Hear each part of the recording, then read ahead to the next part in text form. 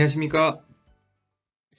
오늘 특허 강의는 스타트업의 핵심 역량과 지적재산권, 기술 자산 등 지적재산권의 종류와 권리 형태 바로 알기에 대해서 한번 강의를 해보도록 하겠습니다. 저는 상상특허 대표 변리사를 하고 있고요. 일단 스타트업 쪽으로 저희가 많은 활동을 하고 있습니다. 저희가 연간 3,000건 이상의 국내 특허 출원 및 상품 출원을 업무를 하고 있고요. 각종 스타트업 관련된 일들, 그리고 투자회사 운영 등을 하고 있습니다. 저서도 제가 조금 작성을 많이 했는데요. 한 18권 정도 특허에 관련된 서적과 어떤 요즘 특허 트렌드에 관련된 내용의 책을 좀 많이 접수를 했고요. 어떤 여러 가지 이런 경험을 바탕으로 여러분들에게 이 지적재산권, 특허 상표 디자인, 그리고 저작권, 이런 부분들이 얼마나 그 스타트업에게 유용한 무기가 될 수 있는지에 대해서 오늘 한번 자세하게 강의를 해보도록 하겠습니다. 자, 특허는 비용이 아니라 기업의 미래의 어떤 수익을 위한 투자 대상입니다. 좋은 발명을 발굴하여 강한 특허를 만들어내고 이를 기초로 라이센싱 수익을 내는 특허 경영 기업이 되기 위한 첫걸음은 특허에 대한 깊이 있는 이해입니다. 이게 뭘까요? 영국의 모바일 어워드 6관왕 석권을 한 올해의 휴대폰, 베스트 안드로이드 폰, 베스트 오디오 폰, 베스트 카메라 폰 등을 여러 가지를 한 어떤 그런 제품인데요. 이미 알고 계신 분들은 알고 계시겠지만 이제 벌써 10년도 더 된 얘기인데 이 삼성전자의 갤럭시 S2 얘기입니다. 지금 벌써 갤럭시 20까지 갔죠. 21, 22 이제 이렇게 나오고 있는데 갤럭시 같은 경우가 삼성전자의 되게 자랑스러운 브랜드로서 과거에 애플을 기억하실지 모르겠어요. 과거 애플이 그 삼성과 이제 스마트폰 기술 대결을 많이 펼쳤는데요. 애플 같은 경우는 터치감이 굉장히 좋았습니다. 기억하실지 모르겠네요. 터치감이 굉장히 좋아가지고 이런 거죠. 옴니아를 사용하다가 애플 거를 한 번만 사용하게 되면 너무 그 퀄리티 차이가 많이 나서 야, 이건 좀 심하다. 이거는 좀 그 기능성 차이가 너무 많이 난다. 이런 어떤 얘기를 많이 했었습니다. 그러다 보니까 옛날에 이제 그런 어떤 전체적인 그 터치감 차이가 너무 나던 시절에 그 터치감을 단번에 이제 좀 많이 추격을 해온 그 핸드폰이 갤럭시 S2였습니다. 갤럭시 S2가 이제 여기서부터 이제 터치감을 좀 따라잡기 시작하면서 사실 갤럭시 S3가 되면서 완전히 터치감을 따라잡게 됩니다. 요즘은 사실 삼성폰이나 그 애플이나 터치감의 불편함과 어떤 그런 부분은 따로 느끼지 못한다. 뭐 이런 말을 많이 합니다. 서로 방식은 다르지만 터치감을 지금 거의 뭐 따라왔다. 이렇게 얘기를 하고 있고. 근데 문제는 애플하고 또 경쟁 상대였던 것만큼 전 세계적으로 글로벌하게 전쟁이 붙었었죠. 이때 뭐 수십 개국에서 소송이 붙었었습니다. 근데 이거는 사실 이제 이런 거죠. 삼성이 결과론적으로 이제 애플의 기술을 따라했다라고 지식재산권에 소송이 붙었습니다. 그런데 삼성전자하고 LG, 애플하고 누가 더 특허 포트폴리오나 이런 부분이 잘 되어 있었냐? 당연히 원래부터 통신업을 하고 모바일 사업을 하고 있었던 삼성전자의 어떤 기술력이나 이런 부분이 훨씬 더 당연히 있을 수밖에 없었고요. 삼성전자가 그걸 통해서 글로벌하게 특허를 내놓은 부분, 글로벌하게 특허를 내놓은 이런 부분 때문에 오히려 역으로 삼성전자 쪽에서 일부러 애플에게 그 어떻게 보면 시비를 걸었다고 해야 될까요? 그런 말이 있습니다. 삼성 그때 당시 연구진에서 삼성 고 이제 이제 고인이 되신 우리 회장님께서 전 회장님께서 이런 주문을 했다고 해요. 애플하고 똑같이 만들어라, 비슷하게 만들어라. 그래서 애플하고 최대한 비슷하게 만들어서 뭔가 그 다음 이제 전략은 따로 얘기를 해주시지 않으셨다 그래요. 그래서 실무진들이 이거 따라서 만들면 너무 크게 문제가 되지 않을까요? 라고 했는데도 이걸 밀어붙이셨다고 해요. 왜냐하면 오히려 어, 원래 MP3 만들던 회사였고 과거에 애플이 어, 기억할지 모르시겠습니다만 옛날에 이제 그 스마트폰이 오기 전에 아이팟이라는 MP3로 되게 잘 나갔었습니다.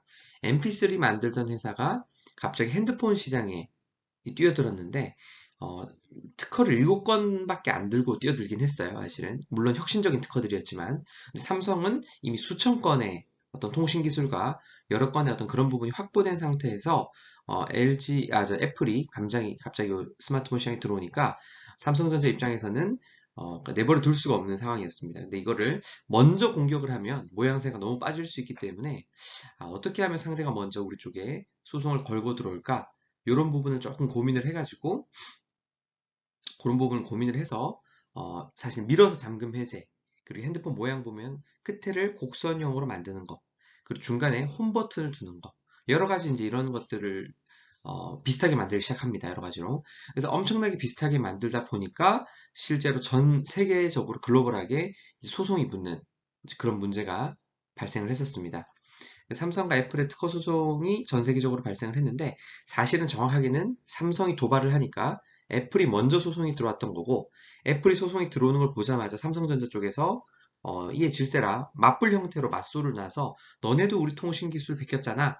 이렇게 이제 소송을 했던 사례가 전 글로벌하게 있었던 사례인데 여기 같은 경우도 오히려 애플이 삼성을 치는 거를 조금 예상을 하고 미리 준비를 해서 맞소를 사실 거의 다 났습니다. 전 세계적으로.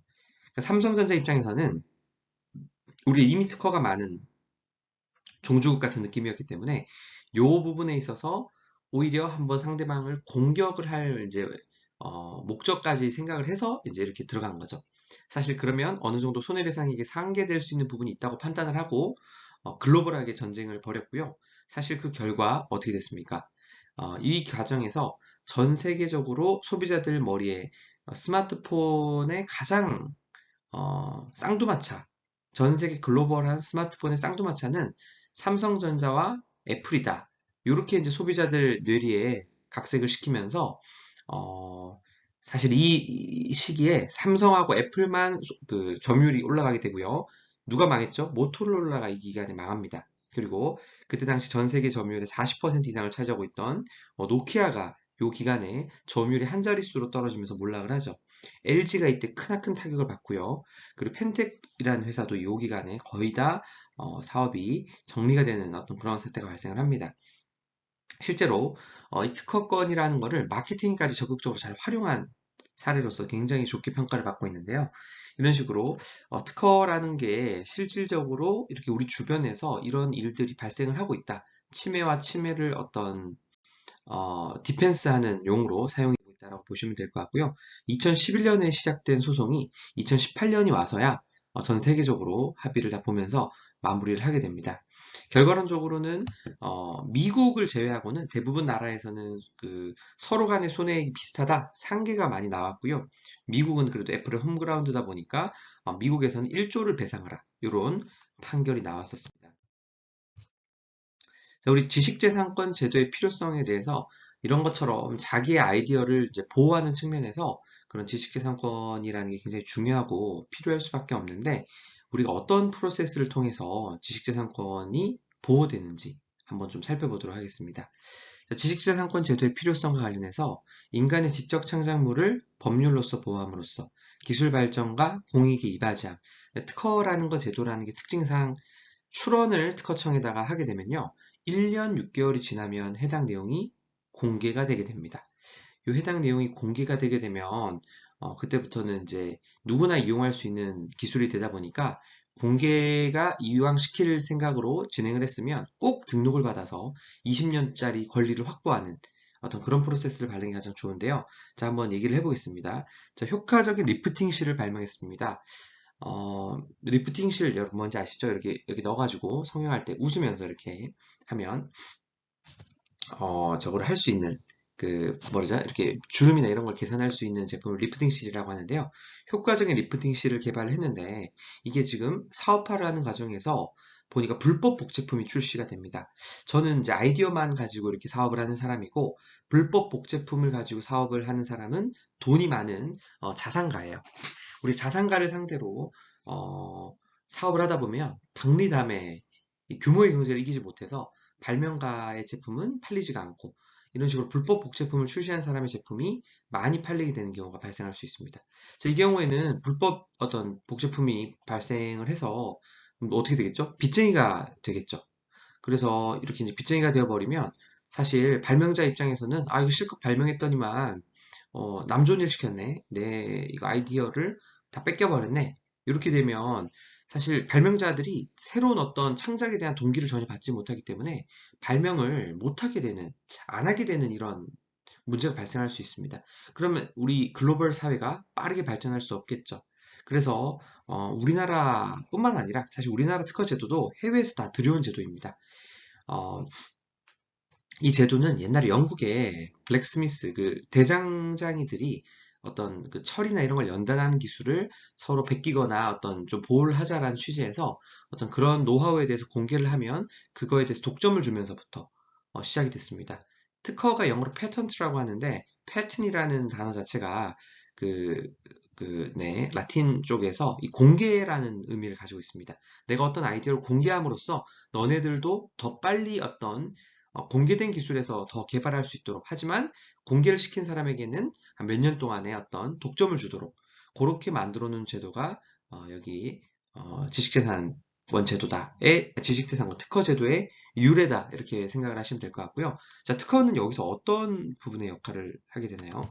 특허는 여기 불법 복제품 출시를 막아주면서 사실 발명자의 발명 활동을 계속 진흥하는 역할을 하게 된다. 이렇게 이해를 하시면 가장 이해가 빠르실 것 같습니다.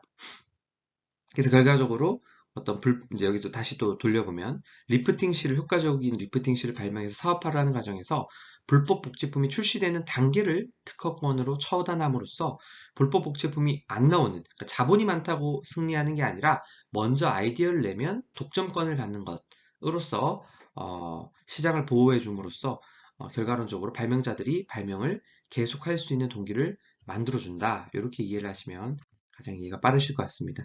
자, 우리가 크게 지식재산권의 종류는 어떤 것들이 있을까요?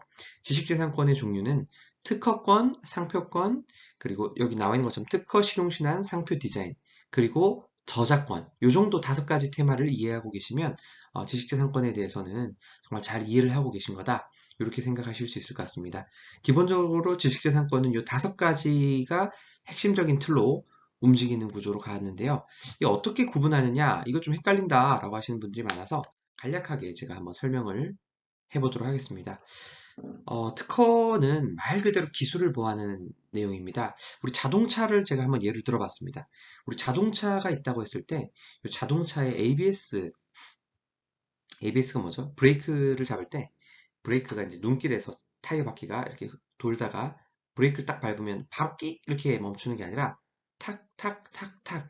이게 브레이크를 잡았다 놨다, 잡았다 놨다, 잡았다 놨다 이렇게 하면서 브레이크를 서서히 이렇게 밟는 걸 얘기하는데 눈길에서 차가 돌지 않으려면 이런 식으로 브레이크를 밟아주는 게 더 효과적이라 그래요. 그래서 이런 ABS 브레이크에 관련된 시스템 기술은 자동차 고속으로 달리다가 급브레이크를 밟았을 때, 빗길이나 눈길에서 브레이크를 밟았을 때 차량이 돌지 않게끔 만들어주는 그런 기술인데요. 이런 부분에 대한 어떤 기술적인 포인트들이 특허의 대상이 될 수 있다. 이렇게 이해를 하시면 될 것 같습니다. 그리고 하이브리드에 관한 기술과 관련해서 뭐 일본 차들이 하이브리드가 굉장히 뛰어나죠. 뭐 프리우스 이런 것들이 연비가 30이 나오는 차들이 있는데 하이브리드에 관한 이런 기술들 그리고 변속기에 관한 기술들 변속기에 관한 기술 누가 우수한가요? 글로벌하게 포르쉐가 우수하죠. 네, 포르쉐가 굉장히 우수합니다. 포르쉐가 풀악셀을 밟았을 때 변속이 되는 어떤 그 느낌이 가장 적으면서도 빨리 변속이 돼서 제로백이 좀 빨리 확실히 형성되는 것 같고 물론 이제 포르쉐보다 더 이제 뛰어난 그 차들 중에서 뭐 페라리라든지 람보르기니 뭐 이런 것들도 있는데 사실 페라리랑 람보르기니가 차값이 비싼 거는 수제로 만들기 때문에 비싼 거고 제가 뭐 느끼기에는 순수 엔진 기술만 놓고 봤을 때는 엔진이라든가 변속기 기술만 놓고 봤을 때는 포르쉐가 확실히 기술력이 좀 좋지 않나 이런 생각을 하는데 이런 변속기에 관한 기술이 좋아야 우리가 제로백이 더 빠르고요. 어떤 스무스한 변속이 되면서 차량의 연비나 이런 부분에서 효율적으로 할 수 있는 부분이 생기는데 이런 부분들도 다 특허의 대상이 된다. 이렇게 보시면 이해가 좀 빠르실 것 같습니다. 그 다음에 실용신안과 관련해서는 특허와 실용신안은 99%가 닮아 있는 제도다. 거의 뭐 99%가 닮아 있는 제도다. 이렇게 보시면 가장 이해가 심플하시고요. 실용신안 같은 경우는 우리 차량을 보면 우리 컵홀더 같은 거 차량의 컵 홀더 같은 거가 우리 커피 마시고 컵을 이렇게 놔둘 수 있는 컵 홀더가 없는 차량이 없습니다, 요즘에는.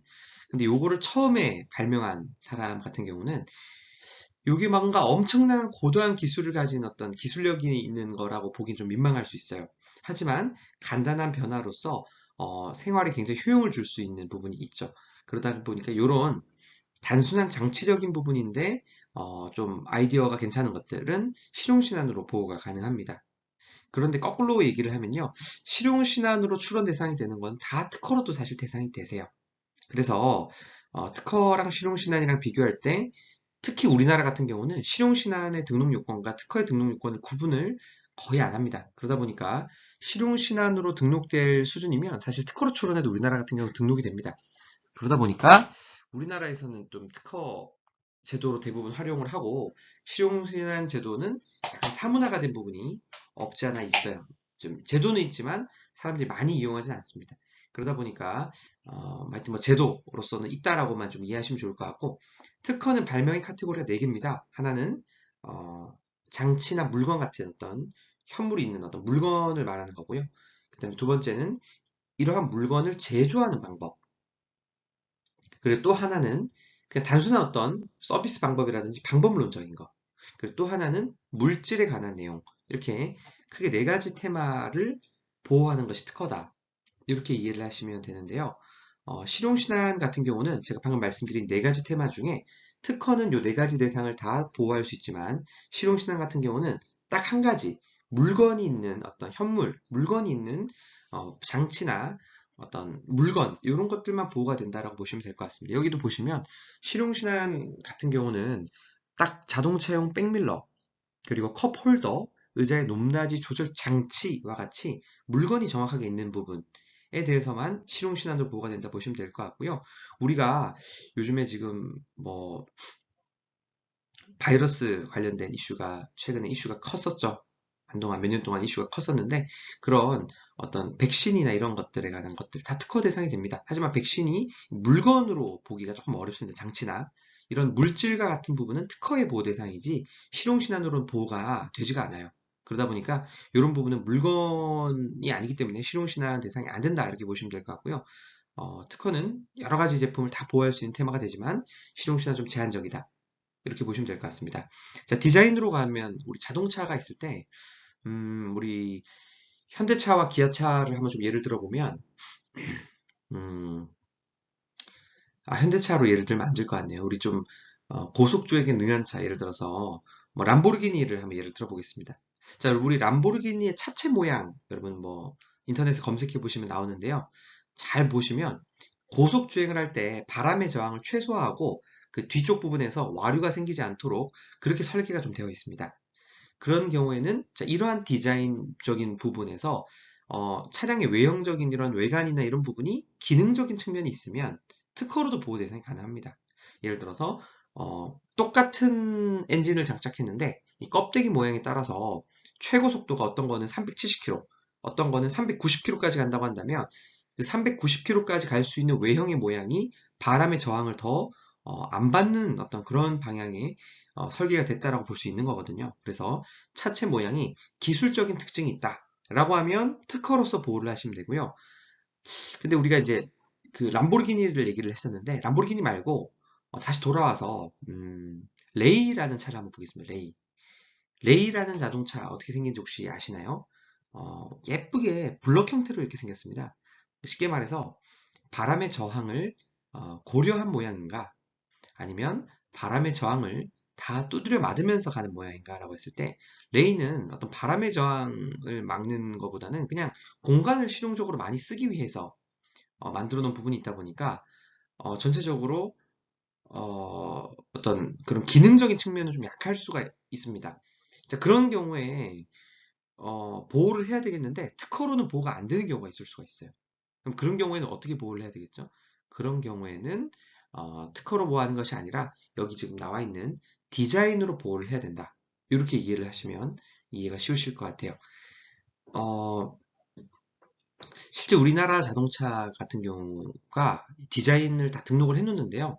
중국 같은 경우는 디자인 보호를 굉장히 약하게 해주다 보니까 우리나라 기업들이 중국에 디자인 등록을 했음에도 불구하고 우리나라 자동차 모양하고 너무 비슷한 모양의 중국 차들이 있습니다. 물론 브랜드는 전혀 다른 브랜드죠. 중화 자동차 뭐 이런 식의 다른 브랜드를 가지고 있는데 실제로 보면 껍데기 모양은 똑같아요. 한국의 스파크하고 거의 똑같은 모양의 차가 돌아다니는 게 있고요. 그래서 뭐 여러 가지 이제 그런 식으로 디자인을 그대로 베끼는 어떤 그런 형태를 할 경우에 이걸 제재할 수 있는 방법, 한국에서는 다 제재됩니다. 디자인의 유사 범위까지 권리 인정해 주다 보니까 잡히는데 이제 중국 같은 경우는 아직까지는 지식재산권 보호를 굉장히 약하게 해주다 보니까 실제 좀 등록을 받아도 약간 유명무실한 경우가 없지 않아 있을 때가 있습니다. 하여튼 그런 방향으로 이해를 좀 해주시면 좋을 것 같고요. 디자인 이 경우엔 차체 형상, 전방 헤드램프 형상, 그리고 범퍼 형상 이런 것들이 그 차량을 좀 구분하는, 그리고 요즘에는 사이드미러 형상만 봐도 무슨 차량인지 안다 그래요. 차량 완전 고수들은. 그래서 이런 모양 자체가 이제 어떤 그 차의 어떤 시그니처 모양이 돼서 차량의 브랜드를 좀 구분하는 데 역할을 좀 하다 보니까 이런 디자인적인 부분들도 되게 보호의 대상이 되고 남이 베꼈을 때 제재를 할 수 있다. 이렇게 좀 이해를 해주시면 좋을 것 같고요. 상표의 경우에 자동차의 명칭 또는 자동차 제작사의 명칭이 구분이 됩니다. 쉽게 말해서 현대자동차는 자동차 그 자체의 어떤 브랜드는 아니거든요. 현대자동차는 자동차를 만드는 제조사 브랜드 그리고 유통사의 브랜드입니다. 사실은 우리가 현대자동차라는 간판이 써진 곳에 들어가면 뭘 팔죠? 현대자동차가 제조를 한 아반떼, 소나타 이런 차량들을 판매를 하고 있죠. 그러니까 정확하게 자동차 이름은 아반떼, 소나타 이런 것들이 됩니다. 자, 그럼 현대 입장에서는 상표를 어떻게 보호를 해야 될까요? 현대라는 이름 같은 경우, 현대랑 현대 로고 같은 경우는 자동차, 그리고 자동차 제조업, 그리고 자동차의 도소매업, 왜냐면 판매까지 현대차가 다 하죠. 그런 이런 쪽에 이제 등록을 받아놔야 되고, 자동차의 상표, 예를 들어서 아반떼나 소나타나 이런 거는 자동차 뭐 제조업이나 뭐 도소매업에 등록할 필요가 없죠. 우리가 간판에 아반떼 이렇게 써지고 파는 곳은 없습니다. 그러다 보니까 요거는 자동차 물건에 대해서만 받으면 되는 거예요. 그래서 이런 부분을 구분을 해서 보호를 해야 된다.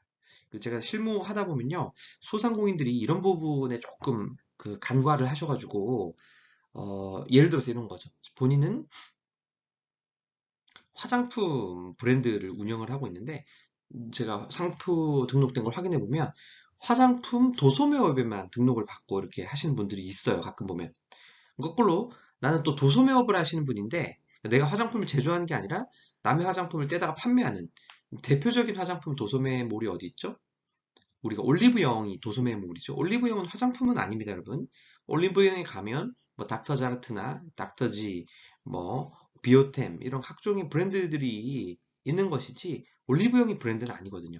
그러다 보니까 올리브영 같은 경우는 화장품의 도소매업 35류에 받아야 되는 거고, 만약에 내가 닥터지다, 뭐 예를 들어서 뭐 닥터자르트다, 제가 그런 화장품을 판매하는 브랜드라 그러면 닥터자르트라는 이름을 화장품에다가 받아야 되는 거죠. 도소매에 받는 게 아니라. 그래서 그런 식으로 구분되게끔 좀 해줘야 되는데 이제 그런 부분을 조금 구분하시는 것만 주의를 하시면 된다. 뒤에서 뭐 자세한 얘기는 또 드릴 거고요. 자, 저작권이라는 거는 뭐냐? 자, 이것들 외에 아까 말씀드린 특허, 기술적인 부분이라든지 실용신안, 그다음에 모양, 디자인적인 부분이라든지 브랜드와 관련된 상표를 제외하고도 사람이 창작한 부분, 대표적으로 우리가 세 가지 테마, 제일 유명한 게 이제 음악. 우리 음악 다 저작권이라 그러죠. 뭐 용감한 형제들, 지드래곤 이런 분들이 뭐 저작권으로 1년에 소득이 5억 이상, 10억 이상 번다. 뭐 이런 말이 있잖아요. 그죠? 그리고 또 뭐 있습니까? 책.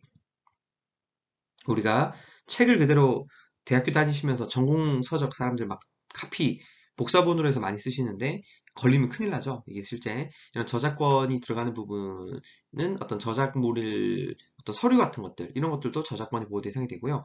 그리고 또 하나는 그림. 그림이 굉장히 뭐 저작권의 아이콘이죠. 그래서 이런 그림이라든지 요즘은 사진을 찍은 초상권들도 다 저작권의 보호 대상이 됩니다. 그래서 이런 여러 가지 것들이 지식재산권으로 보호가 된다. 이렇게 이해를 하시면 될 것 같습니다. 자, 그다음에 산업재산권 및 저작권 각 법의 비교에 대해서 보겠습니다. 산업재산권 및 저작권과 관련해서 어, 그 아까 제가 말씀드렸던 특허는 보호기간이 20년이라 보시면 되고요. 그 다음에 실용신안 같은 경우는 보호기간이 10년, 상표권은 보호기간이 10년씩인데 무한히 연장이 가능합니다. 그리고 디자인권은 이제 디자인 특허 실용신안 디자인은 10년 또는 20년으로 유한한 권리다. 딱 그 기간이 지나면 누구나 쓸 수 있는 권리가 되어버린다. 이렇게 좀 이해를 하시면 될 것 같고요. 그 다음에 보시면 특허법하고 실용신안법 같은 경우는 청구 범위에 작성된 어떤 내용에 대해서 권리 범위가 인정됐다라고 보시면 될 것 같고, 디자인 같은 경우는 등록된 그 디자인 도면에 권리 범위가 유사 범위까지 발생한다라고 보시면 됩니다. 그리고 상표 같은 경우는 뭐 등록한 상품과 상표를 구분한다. 쉽게 말해서 여러분 랜드로버라는 브랜드 들어보셨나요? 랜드로버가 레인지로버라는 자동차 회사의 브랜드이기도 하면서 우리 한국의 금강제화라는 브랜드 라인의 신발 브랜드 종류에도 랜드로버라는 브랜드가 있습니다. 근데 이런 식으로 같은 이름을 두 개의 회사가 쓰는데요. 한 명은 신발에 쓰고 한 명은 자동차에 쓰고 있습니다. 이런 식으로 두 개가 구분해서 쓰게 되면 각각 분리된 상표로서 보호가 된다. 이렇게 좀 이해를 하시면 될 것 같고요. 그래서 우리도 보호를 하실 때 내가 상표를 하나 받았다고 모든 게 끝나느냐? 전혀 그러지 않아요. 내가 상표를 등록받고 나서 상표를 등록받고 나서 그 등록받은 거 어떤 행사를 하려면 내가 등록받은 그 브랜드 내에서 쉽게 말해서 내가 신발을 받았으면 신발과 관련해서만 권리 행사 가능하지 다른 부분에까지 권리 행사가 되진 않는다. 그래서 내가 여러 가지 다각도의 사업을 하시는 분들 같은 경우는 다각도로 특허를 확보하시는 게 굉장히 중요하다. 이렇게 말씀을 드릴 수 있을 것 같습니다. 그 다음 장으로 넘어가 보도록 하겠습니다. 자, 모든 사업에 특허는 정말 필요한 걸까? 자, 이제 특허나 실용신안이나 이제 이런 것들에 대해서 얘기를 조금 했는데, 우리가 이제, 특허 보호하면 물론 좋겠다라는 생각이 드는데, 특허가 모든 사업에 다 필요할까를 고민해 볼 필요는 조금 있습니다. 요것과 관련해서는, 지식재산 취득이 좀 유리한 모델과, 그렇지 않은 모델들에 대해서 한번 얘기를 좀 해보도록 하겠습니다. 자, 우리 기본적으로 서비스 사업 모델, 요즘 비즈니스 모델이라고 해서 저희도 비즈니스 모델 특허를 많이 하는 걸로 조금 유명한 사무실인데 이 비즈니스 모델 특허가 요즘에 진짜 많이 들어옵니다. 쉽게 말해서 사업 아이템하고 컴퓨터하고 결합되면 그냥 다 비즈니스 모델로 보거든요. 뭐 요즘에 새로 이제 나온 것 중에서는 뭐 발신자 번호를 빅데이터로 해가지고 스팸을 걸러주는 서비스. 저도 뭐 다 쓰고 있습니다. 여러분들도 전화 모르는 번호로 오면 이 스팸인지 아닌지 다 아시잖아요. 그죠? 알고 이렇게 그냥 차단을 바로 해버리는 굳이 받아서 영업의 전화를 안 받아도 되는 그냥 이게 스팸이라고 벌써부터 빅데이터 상에서 걸러서 들어오면 그냥 바로 차단을 해버리면 되죠. 그래서 이런 발신자 번호를 빅데이터로 스팸으로 이제 걸러주는 서비스 그리고 고객의 평소 검색 키워드를 통해서 취향에 맞는 제품을 추천해주는 광고 기법 누가 잘하죠? 유튜브가 잘하는 거죠. 저도 구글에서 좀 검색하다 보면요. 제가 좋아하는 것만 띄워줍니다, 광고에서. 어떻게 그렇게 잘 아는지 모르겠어요. 그래서 어떤 평소에 제가 검색을 하거나 이런 키워드를 통해서 거기에 맞는 어떤 이 사람은 이런 거에 관심 있는 고객이구나 라고 하고 그 유저의 어떤 그 뭐라 그럴까요? 유저 익스피리언스에 좀 의존해서 이런 식으로 UX에 의존해서 이제 광고를 띄워주는 것들 이런 것들이 다 방법론적으로 정의가 되어 있다면 특허의 대상이 될 수 있다. 유튜브 같은 경우도 유튜브 채널 내에서 나오는 광고 소득을 떤 식으로 쉐어해 주느냐가 또 하나의 특허 기법이 될 수가 있어요. 하여튼 그리고 또 이제 뭐 기존의 오프라인 상에 있는 서비스를 컴퓨터 상으로 옮긴 거. 여러분 그 우리 그 이성을 연결시켜 주는 그런 오프라인 몰 중에 어디가 유명한가요? 가연이랑 듀오가 유명하죠. 가연이랑 듀오가 워낙에 유명한데 가연하고 듀오가 어, 그런 식으로 남녀를 연결해주는 모델이 언제부터 있었습니까? 1000년 전부터 있었습니다. 마담 뚜라는 게 옛날에 있었죠. 그렇게 남녀를 연결해주는 어떤 그런 플랫폼 역할을 하는 오프라인 사업자들은요, 되게 오래된 사업 모델입니다. 그럼에도 불구하고 요즘에 온라인상에서 이성을 연결해주는 그런 많은 사이트들이 인기를 얻고 있어요. 그래서 이성을 교제할 수 있도록 만나도록 매칭시켜주는 그런 시스템 에서 뭐 요즘에 유명한 게 워낙 많죠. 아자르, 아만다, 정원 시스템, 그리고 이제 옛날 예적에 뭐 이음 이런 애들이 있었는데 이제 이 얘네들이 방법론 자체가 쌈박한 방법이 들어오면 특허의 대상이 됩니다. 예를 들어서 뭐 아만다, 아무나 만나지 않는다, 뭐 이런 애플리케이션 같은 경우는 얼굴 평가를 이성이 하게끔 만들어 놨어요. 저도 그 특허를 공부하는 입장에서 어쩔 수 없이 한번 특허 요런 이제 요즘 아이디어들 차원에서 옛날에 가입을 해본 적이 있었는데 사진을 제가 이제 이렇게 최대 6장까지 올릴 수 있는데 6장 올리면 회원 가입 승인을 이성들이 이제 그거에 대해서 얼굴 평가를 해줍니다. 랜덤으로. 그래서 평점을 뭐 4.1, 3.7 뭐 이런 식으로 5점 만점에 평점을 3점 이하로 받으면 가입이 안 돼요. 그래서 다시 사진을 멀쩡하게 올려서 다시 올려야 됩니다. 이제 그런 식으로 해서 얼굴 평가를 이성에게 받는 어떤 그런 모델을 도입해서 그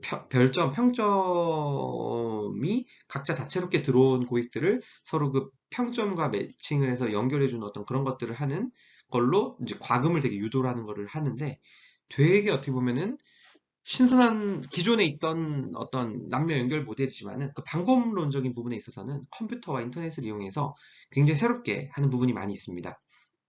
그래서 이런 부분들은 다 특허의 대상이 될 수 있다고 보시면 될 것 같고, 식당 정보를 애플리케이션 상에서 확인하고 음식을 주문할 수 있도록 하는 시스템과 관련해서 이 주문을 넘어서 이제 배달을 할 수 있게 해주는 시스템은 배달의 민족이 지금 1등을 요기요하고 또 이제 합병이 됐죠. 딜리버리 히어로가 배달의 민족을 4조 7,500억에 인수하면서 지금 이제 요기요와 배달의 민족이 한 개의 기업이 돼버렸는데 식당 정보를 이제 애플리케이션에서 이제 확인하고 음식을 주문할 수 있는 시스템 이제 배달까지 연결하는 거는 이제 그런 플랫폼들이 있고, 그냥 이제 주문만 하는 거는 뭐 스플리지라든지, 뭐 각종, 요즘에 스타벅스도 커피를 외부에서 이미 주문을 해놓고, 어, 걸어 들어가가지고 받을 때쯤 되면 이미 커피가 나와 있고 이런 식으로 하거든요. 이런 식의 모델들을 먼저 내가 인터넷과 뭔가 주문 이런 것을 결합해서 하는 것들을 먼저 특허로 내놓으신 분들은 이런 식으로 선점을 해가지고 가는 분들이 있다. 이렇게 좀 이해를 하시면 될 것 같습니다. 그래서 이런 기존에 있는 사업 모델인데도 컴퓨터를 껴서 조금만 참신한 부분이 있으면 특허의 대상이 될 수 있고, 쉽게 설명해서 애플리케이션, 이 스마트폰에서 애플리케이션에서 구동하는 애플리케이션으로 되는 것들은 다 특허 대상이 될 수 있다. 물론 새로운 포인트는 좀 있어야 되겠죠. 그렇게 좀 이해를 하시면 될 것 같습니다. 그 다음에 이제 기술 기반의 사업 모델과 같은 경우는 뭐 경쟁사와 차별되는 기술적 특징이 중요한 비즈니스. 퀄컴의 이제 스냅드래곤이라는 어떤 그 메모리가 굉장히 기술력이 뛰어나죠. 요거 때문에 퀄컴이 요거를 팔면서 이제 요게 너무 압도적이니까 요걸 사고 싶으면 자기네 다른 제품도 끼워 팔기를 많이 해가지고 한 10%밖에 점유율이 없던 제품을 60%대 그리고 한 20%밖에 점유율이 없던 거를 83%대까지 올려가지고 우리나라뿐만 아니라 미국 공정이랑 우리나라 공정에서 둘 다 맞았어요. 퀄컴이 너무 이 제품 하나 기술력 있는 걸 가지고 끼워 팔기를 잘해가지고 이런 식으로 기술력이 있는 어떤 그런 것들을 보호하는 게 특허 대상이 될 수 있다고 보시면 될 것 같고요. 뭐 애플 같은 경우는 이제 인터페이스 기술이 굉장히 뛰어나죠.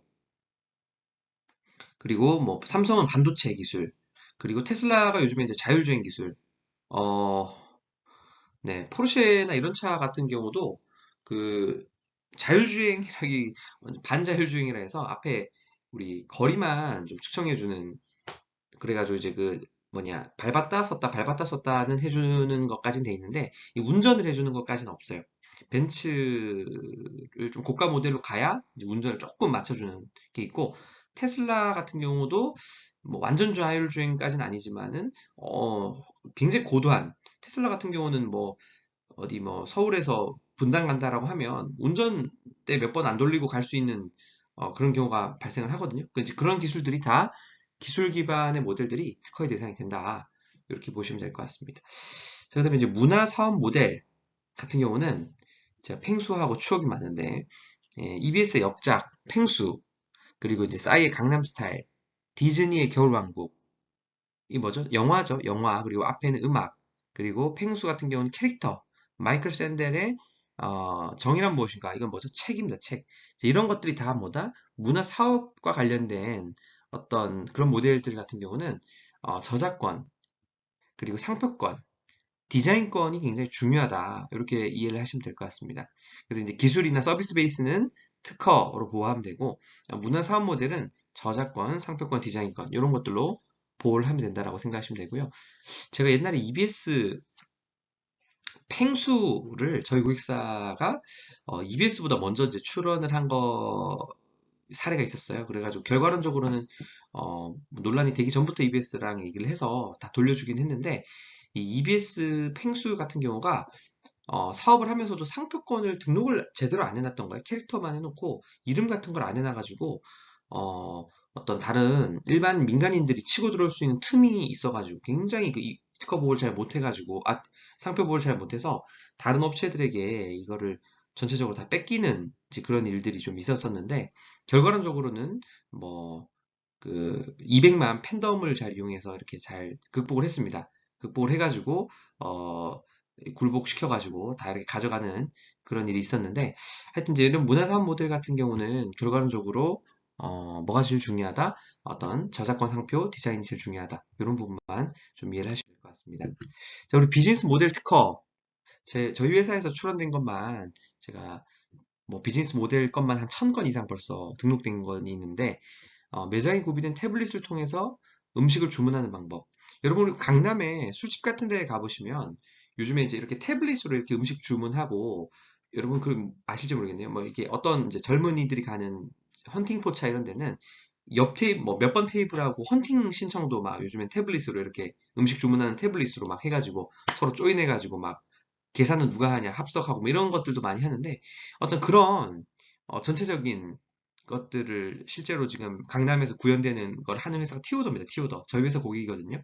그래서 이런 식의 어떤 비즈니스 방법론적인 것도 음, 직접 가서 똑똑똑 저희랑 오늘 같이 노실래요? 했다가 이제 거절당하면 굉장히 부끄럽잖아요. 이런 것들을 좀 부담 없이 문자로 서로 주고받고 이렇게 해가지고 체크하는 어떤 이제 그런 것들도 이제 특허를 보호를 받아가지고 이렇게 진행을 하고 있다라고 보시면 될 것 같고요. 그리고 이제 와이퍼라고 요즘에 차량을 애플리케이션으로 예약을 한 다음에 탁송을 해가서 세차를 해온 다음에 다시 저희 집 앞으로 가지고 오는 이런 서비스를 하는 이제 업체 이 강남 세차에서는 거의 제일 잘 나간다는 이 와이퍼 업체 문영구 대표님도 그런 내용과 관련해서 다 특허를 되게 많이 받아 놓으셨거든요. 이런 비즈니스 모델들 같은 경우도 사업 아이템이 이제 애플리케이션이나 컴퓨터상으로 구현이 되는 포인트가 있다면 이런 식으로 특허로 가지고 올 수 있다고 조금 보시면 될 것 같아요. 자, 우리가 특허를 출원해야 되는 이유에 대해서 좀 보도록 하겠습니다. 특허를 출원해야 되는 이유와 관련해서 특허는 일단은 당연히 뭐 남이 못 쓰게 하는 공격적인 권리 측면에서 특허 금지 청구, 침해 금지 청구라든지 침해에 의한 손해배상 청구, 그리고 침해죄를 묻는 형사처벌, 소송, 특허 라이센싱, 가처분 이런 여러 가지 공격적인 측면에서의 효용이 또 있는가 하면 사실은 방어적인 측면에서의 효과도 굉장히 강하다라고 볼 수 있습니다. 방어적인 측면 같은 경우는 이런 거죠. 특허 기술의 자유로운 실시, 그리고 후발 업체의 시장을 좀 진입을 저지하는 어떤 그런 것들, 그리고 어떤 특허 보유에 의한 소송 방지 및 소송 시 크로스 라이센싱 전략을 활용할 수 있는 그런 방어적인 측면이 있는데요. 우리가 통상 특허를 하나만 낸다라고 하면 방어에 좀 더 목적이 있구나 이렇게 많이 간주를 합니다. 특허를 하나만 낸다. 내가 하는 사업에 그럼 적어도 남이 나한테 해코지 하는 걸 좀 방어하기 위한 목적이 좀 더 크다라고 볼 수 있고요. 특허를 개수를 늘린다. 내가 동일 사업군의 특허 개수를 좀 여러 개를 낸다라고 하시면 남이 들어오는 부분에 포트폴리오까지 좀 짜서 정말 남이 못 쓰게 하려고 하는 생각이구나 라고 좀 우리가 이해를 많이 합니다. 자, 그리고 사실 제일 스타트업에게 크게 느껴지는 거는 오른쪽 하단에 있는 정책 자금으로서의 활용, 이 부분이 사실 가장 크죠. 이 국가 지원 사업, 유상지원금, 유상지원금이라 하면 대출을 말합니다. 갚아야 되는 국가 지원금, 기보, 신보, 재단, 중진공, 기술보증기금, 신용보증기금, 신용보증재단, 중소기업진흥공단이 국가의 어떤 돈을 빌려주는 역할을 하는데 그런 자금에서 특허가 있는 기업이 무조건 유리하게끔 국가 지원 사업이 설계가 되어 있습니다. 예전에 기억하실지 모르겠어요. 박근혜 정부 때 창조경제라고 해서 기술력 있는 기업에게 혜택을 줘라. 기술력 있는 기업은 어떻게 판단하나요? 특허랑 연구소가 있으면 기술력 있는 기업이야. 기술력 있는 기업으로 판단이 되면 혜택을 줘.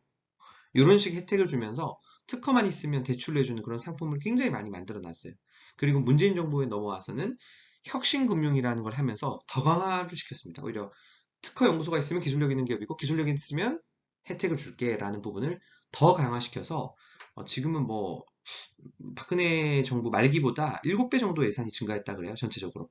그래서 그런 어떤 여러 가지 지원금들에서 특허가 있는 기업이 혜택을 보는 어떤 그런 사례들이 너무 많다 보니까 요즘에 스타트업 출원 건수가 최근 몇 년 사이 굉장히 많이 늘었는데 왜 늘었느냐? 정부 자금을 하려고 했더니만 특허가 필요하더라 때문에 되게 많이 늘었어요. 그래서 이제 이런 부분에서도 활용 가능성이 있다. 그리고 또 무상지원금 뭐냐? 갚지 않아도 되는 지원금을 무상지원금이라고 합니다. 대표적으로 우리가 나라에서 갚지 않아도 되는 큰 네 가지 테마가 사업화 자금. 여기는 예비 창업 패키지, 초기 창업 패키지, 뭐 이런 것들이 사업화 자금이라고 그러고요. 두 번째가 R&D 자금. 디딤돌이라든지 뭐 전략형 과제, 팁스 이런 것들이 R&D 과제들이죠. 그리고 바우처 자금.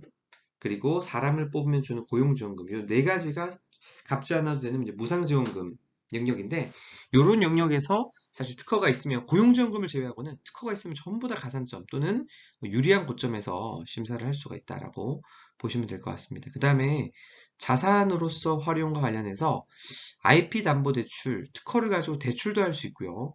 실제로 작년이 아니라 이제 벌써 재작년에 대한민국에서 특허만 가지고 대출을 해준 금액이 1조 1천억을 돌파했다라고 합니다. 박근혜 정부가 2015년 명령했을 때는 이런 제도 자체가 없었는데, 이제 최근 계속 문재인 정부까지 혁신금융을 이어가면서 2000, 몇 년 전, 이제, 네, 2020년이었나? 아마 자료 제가 가물가물한데 그 자료 때는 1조 1천억을 돌파했다. 이렇게 이제 나오고, 신한은행이 단독으로 2,700억, 기업은행이 단독으로 3천억 정도를 빌려줬다고 해요. 실제로 이런 식으로 특허를 자산으로 보고 IP 담보 대출을 해준다거나 어떤 무형 자산으로 평가를 해준다거나 그리고 이익잉여금을 뭐 정리할 때 좀 뭐 편법을 쓰거나 이런 부분에서 특허가 활용도가 굉장히 좀 높다. 이렇게 조금 이해를 하시면 될 것 같습니다. 자, 그다음에 실용신안 아까 설명을 간단하게 드렸는데 특허 기간을 먼저 좀 말씀드리면 특허 같은 경우는 기간이 조금 차이가 납니다. 기간이 어떤 쪽에서 차이가 나냐면 일반 심사로 하게 되면 한 1.8년에서 2.5년 그리고 우선 심사로 하면 한 9개월에서 12개월 그리고 더 빠른 등록을 위해서는 우선 심사를 한 다음에 초우선 심사를 신청을 해가지고 3에서 한 7개월로 등록이 되는 이런 이제 제도를 활용할 수가 있고요. 그 다음에 특허 출원 절차와 관련해서 출원 후 이제 출원을 하게 되면 이게 이제 1년 6개월 있으면 경과가 공개가 되는 게 원칙이고 출원하는 순간 심사 청구를 하게 되고 그다음 방식 심사, 실체 심사를 통해서 거절유가 없으면 특허 결정, 거절유가 있으면 거절유 통지를 받게 됩니다. 자, 이 경우에 거절유 통지는 의견 제출 통지서라는 형태로 받게 되고요. 그 경우 이제 우리가 의견서나 보정서를 내서 이거를 극복을 받아서 등록을 다시 하게 되는데 만약에 계속 거절이 나온다면 거절 결정이 나오면 재심사 청구를 또 하고 또 거절이 나오면 불복 심판을 하고 또 지면 심결 심결이 나게 될 거고 그러면 그거에 대해서 불복을 하면 심결 취소송 판결을 또 받게 되고 또 불복을 하면 대법원까지 올라갈 수 있도록 출원이 끝까지 등록이 안 되면 대법원까지 갈 수 있도록 그렇게 절차가 돼 있다라고 보시면 될 것 같고요. 한국에서 특허가 등록되려면 일단 특허법상 발명에 해당해야 됩니다. 말이 되는 발명이어야 되고요. 산업상 이용 가능한 발명. 그 다음에 출원서의 발명이 구체적으로 기재되고 청구 범위가 명확한가 명세서 기재 요건이라는 특허법 42조 사망사항 요건도 극복을 해야 됩니다. 그리고 출원 전에 동일한 발명이 있었는지 없었는지 부분도 저걸 해야 되고요. 해당 분야에 종사하는 자에게 용이한가와 관련된 부분도 진보성 부분도 통과를 해야 되고 기타 등록 요건에 위배되지 않는가라는 부분도 통과를 해야 됩니다. 아까 제가 말씀드린 거절이 나오면 이런 의견 제출 통지서라는 형태로 거절이 나온다 이렇게 보시면 될 것 같고요. 특허에서 가장 중요한 거는 이제 출원일을 하고 명세서인데 이 명세서를 어떻게 쓰냐가 굉장히 중요합니다. 그래서 출원일 기준으로 이 명세서를 어떻게 쓰냐가 굉장히 중요한데 이 명세서에는 또 이제 이런 요소들이 있습니다. 그 중에서 청구 범위라는 요소가 있는데요. 청구 범위라는 요소가 권리 범위로서 결정되는 부분이다 보니까 이 부분을 잘 써야 되는데, 제가 이제 원시 시대로 돌아가서, 우리가 테이블이 없었던 시대로 돌아가서 제가 이 책상 테이블을 가지고 특허를 한번 받아보려고 지금 문장을 만들어 왔어요. 사각판, 그 상기 사각판의 하부에 연결되고 상기 사각판이 일정한 높이를 유지하도록 지지하는 4개의 다리들을 포함하는 테이블을 제가 만약에 특허를 했다라고 했을 때, 이렇게 침해가 들어오는 경우에 이 제재를 할 수 있는가? 제재할 수 있을까요? 말이 안 나올 정도로 야비하게 침해를 한 케이스죠. 원형으로 이렇게 만드는 경우에는 침해가 안 돼요. 왜냐? 나는 사각판인데 저 친구는 원형으로 만들었으니까. 자, 그럼 요 경우는 어떻습니까?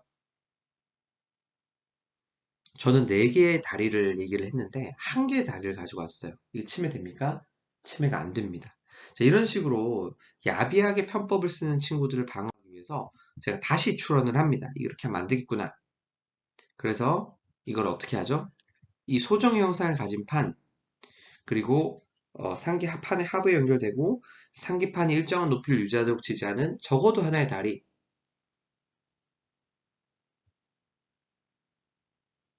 이렇게 넓은 표현을 쓰면 은 다 잡을 수 있겠지 라고 생각을 했는데, 이제 더 똑똑한 친구들이 나타났어요. 이걸 벽에다가 이렇게 설치를 해가지고 하는 친구들이 나타납니다. 그리고 또 한 친구는 이런 친구가 나타나요. 천장에다가 이걸 매달아서 온 친구가 발생하는 거죠. 침해가 됩니까? 침해가 안 되죠. 왜 침해가 안 됩니까? 다리가 없어요. 한 명은 벽이라는 곳에 측면에 연결되어 있는 거고, 한 명은 하부에 연결된 게 아니라 상부에 연결되는, 천장과 연결되는 이거 다리라고 할 수 없죠. 고정 핀이 있는. 그래서 이런 친구들까지 하려면 어떻게 해야 되느냐? 상기 소정의 형상을 가진 판 및 상기판이 일정한 높이를 유지하도록 지지하는 지지체, 이런 표현을 썼다면 여기 있는 친구들을 전부 다 보호를 할 수가 있겠네요. 그래서 이런 식으로 이제 변리사들을 쓰는 이유가, 이 표현을 어떻게 하느냐에 따라서 권리 범위가 굉장히 오락가락하는 경우가 많다 보니까, 이런 부분에 있어서 지금 우리가 가져갈 수 있는 권리 중에 가장 넓은 권리 범위를 포함할 수 있는 방법을 좀 설계를 하는 것 자체가 보통 골치 아픈 일이 아니에요.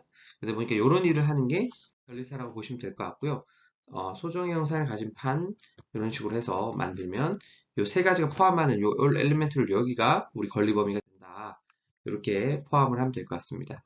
자, 이런 식으로 또 이제 치사하게 나는 판이라고 했는데 통을 가지고 온 이런 친구들, 자, 이런 식으로 계속 이걸 피해가려고 회피 설계를 한다면 특허 침해를 잡는 게 굉장히 골치 아플 수가 있어요. 그래서 우리 특허법이 뭘 인정하고 있냐면요.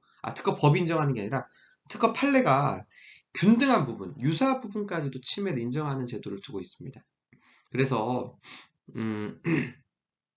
유사한 범위까지는 다 이렇게 균등 침해를 인정해서 하고 있다. 이렇게 이해를 하시면 될 것 같습니다. 자, 한번 또 포대 금반원 원칙을 한번 보도록 하겠습니다. 그 권리범위 해석법에서 다이얼 및 키패드 중 어느 하나를 포함하는 본체로 추론을 했다가 나중에 보정을 해서 등록이 됐을 때 키패드를 포함한 본체, 이렇게 이제 등록이 됐다라고 하면 이 부분에 있어서는 제가 추론 진행 과정에서 권리를 의식적으로 제외하려는 행동을 했기 때문에 다이얼을 뺀 부분에 대해서는 권리를 인정을 아예 안 하겠다라고 제가 스스로 자백한 꼴이 돼서 1번 A라는 자동거에는 전혀 권리 행사를 할 수 없는, 다이얼에는 그런 구조가 되고요. 그리고 상기 본체와 송수하기를 연결하는 연결선을 포함하는 전화기로 간다면 어떤 게 특허 대상이 될 수 있죠? 지금 2번 같은 경우가 침해 대상이 될 수 있는 거죠. 왜냐하면 3번 같은 경우는 뭐가 없습니까? 연결선이라는 것 자체가 없고, 그리고 키패드를 포함한 본체까지는 포함하고 있는데 송수하기를 연결하는 연결선이 따로 있는 게 아니라 그 자체로 일체형이 되어 있죠. 그래서 3번 같은 경우는 침해를 물기가 조금 어렵다, 이렇게 보시면 될 것 같고, 이제 오늘 수업은 이 정도에서 마무리하면 좋을 것 같은데, 궁금하신 점 있으시면 메일로 질문 보내시면 제가 여러 가지로 친절하게 답변을 좀 해드리도록 하겠습니다. 오늘 수업은 여기서 마무리하도록 하겠습니다. 잘 시청해 주셔서 감사드립니다. 이상 서평한 변리사였습니다.